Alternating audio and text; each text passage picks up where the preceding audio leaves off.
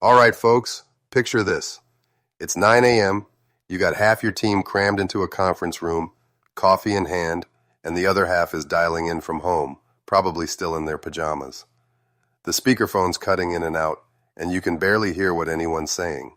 I mean, if that doesn't sound familiar, you must be living in some kind of utopia, right? Oh, you're not kidding.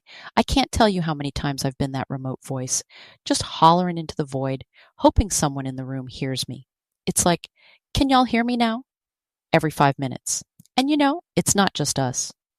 Microsoft's 2022 Work Trend Index said 73% of employees want to keep remote work options, but 67% also want more in-person collaboration. So, everybody's kind of torn, wanting the best of both worlds. Yeah, and that's the real challenge, right? How do you keep everyone aligned when half the team wants flexibility and the other half misses those water cooler chats?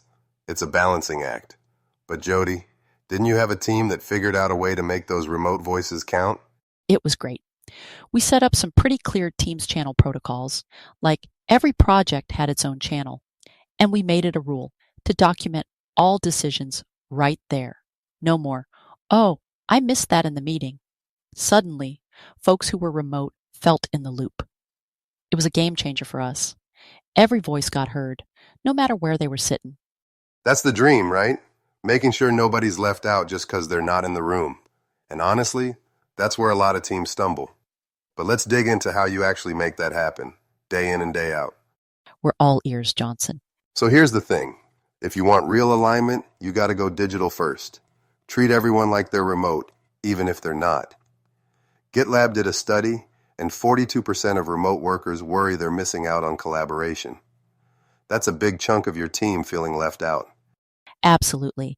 And it's not just about sending more emails, y'all. It's about making sure all the important stuff happens in shared spaces.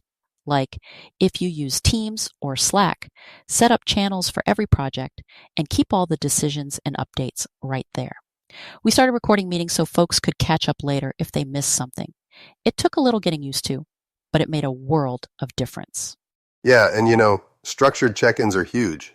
Harvard Business Review found that teams with regular check-ins, like weekly OKR sessions or bi-weekly one-on-ones, are 43% more likely to hit their goals. It's not about breathing down anyone's neck.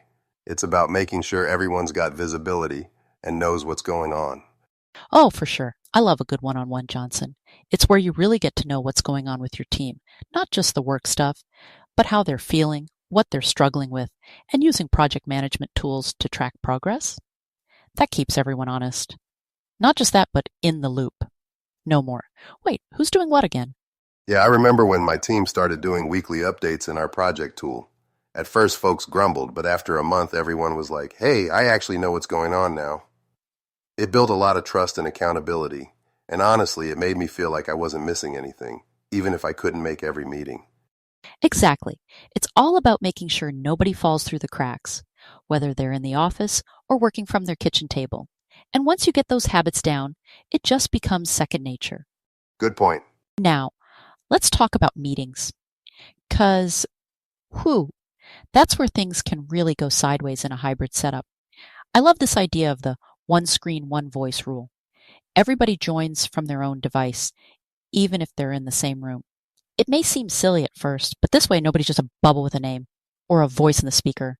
And using tools like Miro for brainstorming, it makes it so much more interactive for everyone. Yeah, and the numbers back it up. Zoom's 2023 study said 42% of remote folks feel at a disadvantage in hybrid meetings. So leveling the playing field is key. And it's not just about meetings, it's about how you measure success too. McKinsey found that when companies switched to outcome-based metrics, they saw a 27% boost in productivity. It's not about how many hours you're at your desk. It's about what you actually get done. That's right. We started rotating meeting facilitators in my last project, so everyone got a turn running the show, whether they were remote or in the office. It made things way more equitable, and folks were way more engaged. Plus, when you focus on results instead of hours, people feel trusted to do their best work, however and wherever they do it. Yeah, and if you're listening and thinking, where do I even start? Just audit your tools, set up a team charter, and try out new meeting protocols for a month. Check out the Pixels and Projects website to download your free remote team communication infographic. Try a few things and see what sticks. It's not about getting it perfect, it's about learning and adapting as you go. Couldn't have said it better myself, Johnson. Hybrid work is all about making sure everyone can shine, no matter where they're sitting. Thanks for joining us today, y'all. We'll be back with more tips and stories to help your team thrive. Yeah, thanks for tuning in, everyone. Jody, always a pleasure chatting with you. Take care, folks, and we'll catch you next time.